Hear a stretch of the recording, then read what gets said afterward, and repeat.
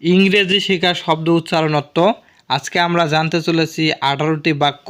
তো চলুন সেগুলো জেনে নেওয়া যাক, যেগুলো খুব গুরুত্বপূর্ণ বাক্য।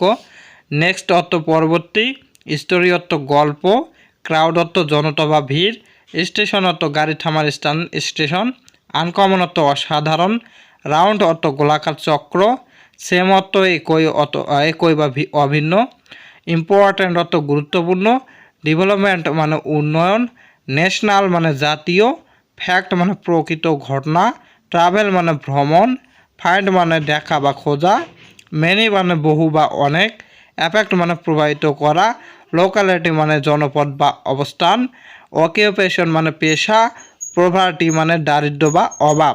তো আজকে আমরা 18টি বাক্য সম্পর্কে জানতে পারলাম। তো ভিডিওটিতে একটি লাইক অবশ্যই করবেন এবং ভিডিওটি যদি ভালো লেগে থাকে তাহলে অবশ্যই একটা কমেন্ট করে জানাবেন এবং সাবস্ক্রাইব যদি করে না থাকেন তাহলে সাবস্ক্রাইব করে পাশে থাকবেন। আজকের ভিডিওটি এইটুকুই রইল, দেখা হবে তাহলে নেক্সট ভিডিওতে। সবাই ভালো থাকবেন, ধন্যবাদ।